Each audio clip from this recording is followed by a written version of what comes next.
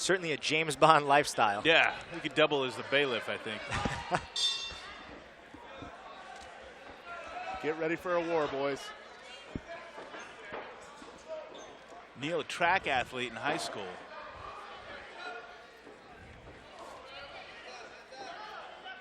See if the fast twitch muscles help him here. Both fighters content to feel each other out early.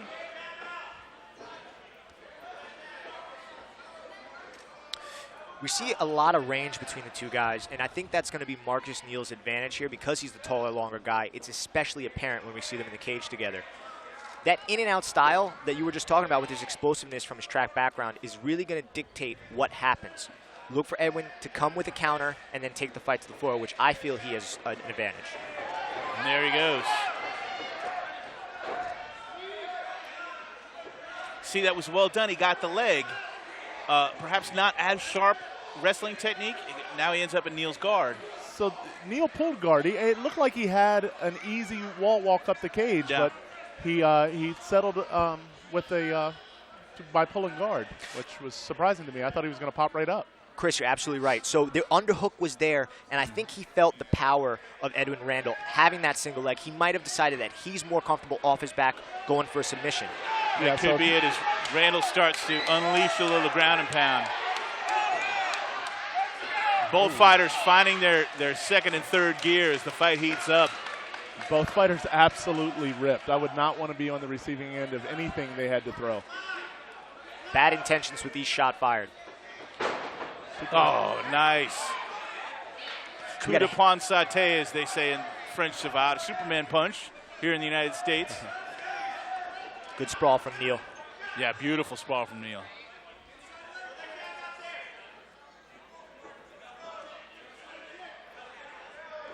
This is a much more tactical and considered fight than you would think about with two 1-0 amateurs. You know what? That is an excellent point because I thought it was going to be a brawl. When they walked into the cage, I thought it was just going to be an all-out war, and it is a technical fight so far. They look like pros already. They're feeling each other out. They're taking their time. Great sprawl again from Neal, and that's the second shot we've seen in a row where Neal fakes the. Oh, excellent reversal. I was saying he's got to set up his shots, but you know, as long as he can avoid this triangle, he ended up where he wanted to end up. Yeah, and that was physical strength, I think, as much as anything. He was responsible for that reversal. He's creating so much separation on the top that triangle attempt is not going to happen. No. Well, as he comes back down, now you're going to see an adjustment right there. Just made the adjustment. So he's being stacked, so he's not able to extend his hips and create the pressure needed.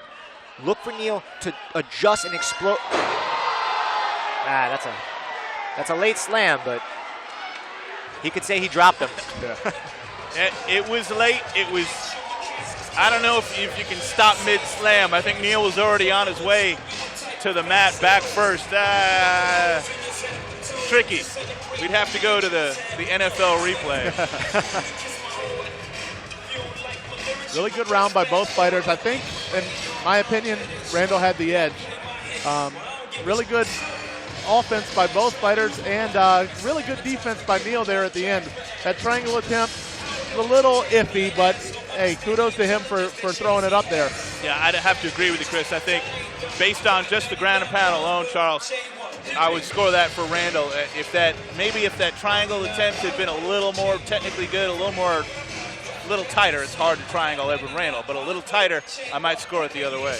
Right, well, and you know, there wasn't enough time for that triangle to really get what needed to be done.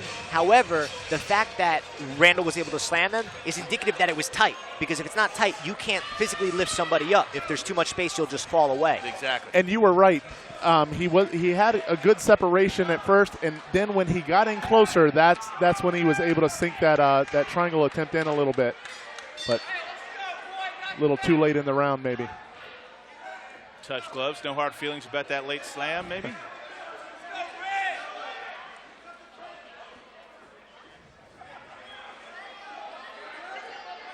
Now, it's understandable that you don't, but you generally do not see amateurs feeling each other out this way. They're not as considered.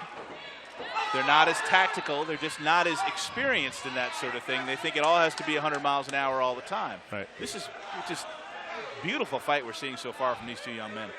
Excellent pacing, and Edwin Randall is forcing Marcus Neal to move forward, and that's when he's taking his shot. Again, we'd prefer that he sets it up with punches. However, he's finding success on the ground.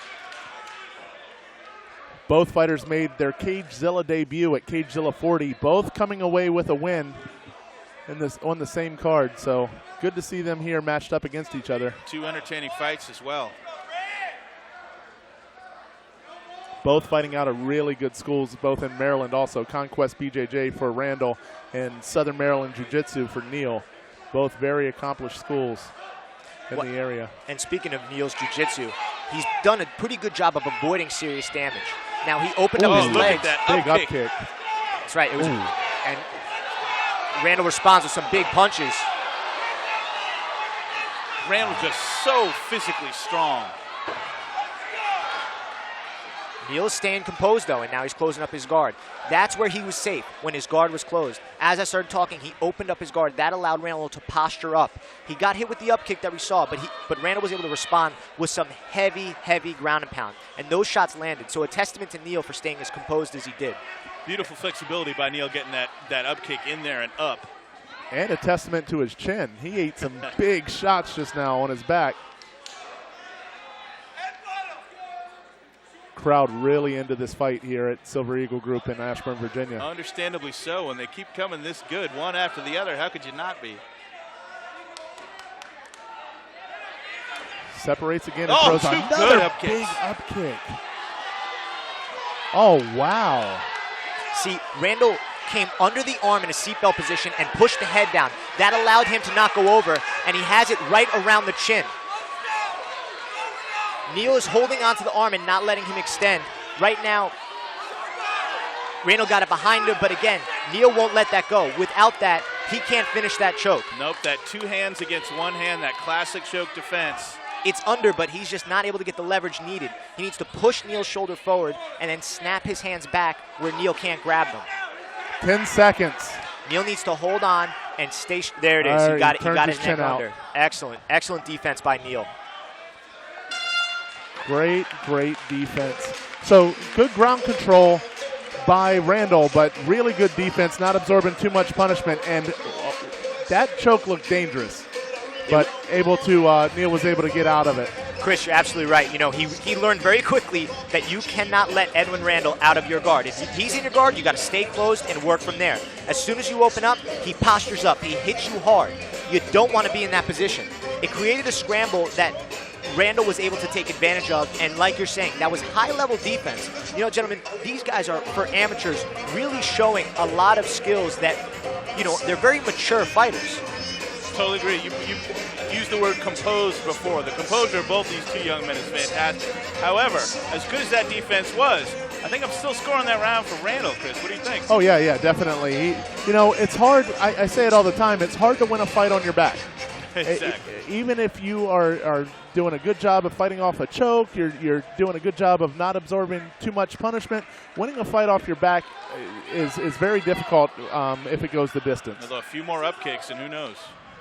That's true. Those were nasty up kicks. Well, Chris, you're absolutely right. And while the up kicks were vicious, when you are on your back against the cage, you have even less options. On your back in the middle, you at least can do things like rolls, initiate scrambles, more submission attempts. But when you're up against the cage, you're really limited in a lot of what you do. Pulls guard. Beautiful. Edwin ducked under the punch, exploded forward, and got the takedown.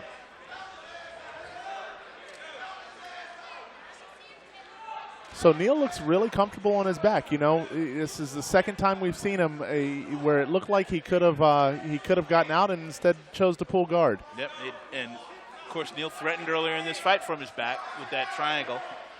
Interesting to see, like Charles, you were just saying, will Randall push him against the cage, try to cut off his options? Big shots to the ribs. Oh, we can hear those. So Randall has his arm underneath Neal's head and was able to grab his own wrist. Right here, you're seeing it again. It's almost a Kimura setup, but instead of grabbing his own wrist, he takes Neal's, and that opens up the body for vicious ground and pound. And those rib shots will take their toll on the most conditioned fighter. It's hard to get air in. They're no fun. And a guy who knows what he's doing will hit the same spot every time. And there you go. We're seeing it. It's hard. Elbows now as Randall sneaks in an elbow. Neal's trying to act like it's not hurting him, but, I mean, those shots count. If Randall is able to get his head to the other side, he could actually force Neal's chin into punches to the face, especially when he holds that wrist. He's sticking with the body. He's comfortable there. However, there is more opportunity to make more of an impact with his ground and pound. Randall also may just be trying to loosen him up for more ground and pound so he can posture up as well. Yeah, absolutely. You know, that's where he was doing the most damage. And right And there, like there you clockwork, go. Jay. Excellent. Could not be any closer to our broadcast another position, big up ladies kick. and gentlemen. And how does Neal sneak in those up kicks? There's no room, but he does it anyway. He's bent back like a pretzel, and he still throws them hard, too. Oh, and Randall just relentless with the pressure. just violent. Oh, look out for that knee. Well, if Randall is relentless, Neal is stubborn because he continues to use his flexibility to create space. And even though he is in a really bad spot right now, up against the cage. Triangle with attempt again. Oh, thank you. No, Sorry, that's a great. Charles. No, that's absolutely. And he snuck it in there. I'm not sure how he did that. Right as we talk about his flexibility, he's like Gumby. The thing you don't see him do, though, is he does not pull, and that's what happens. He doesn't pull that foot to get into position. Now, here's the thing. And you see it mostly in higher level fights than this, but you can slam yourself into a worse position. You absolutely can. You can slam yourself into a triangle. And he almost did. He was able to get out of it. Neal's showing a lot of reserve here, but, I mean, those shots hurt. The fact that Neal was able to keep that triangle on is, again, a testament of his toughness. Oh. What a way to finish. Wow. I hope I don't have to pick fight of the night, gentlemen. Certainly performance of the night from Randall so far. So Jay and I were talking on the phone last night. I told him that he was going to be pleasantly surprised at the level of action that we have here at CageZilla. This is a great example of why this is one of the, if not the most respected amateur fighting promotions on the East Coast. I have seen one or two, that are this good, but nothing better. I mean, who's the matchmaker, Chris? That is Brooks Miller right over here to our left. He That does is a great Brooks. job. Oh, Yep. we got to give Brooks some more props because Yeah. this is what a job he's doing. Yeah, this level of amateur fighting is really surprising. You know, I've fought as an amateur. I've been in amateur circuits. I've worked in other fights. And you rarely see this level of pacing and control.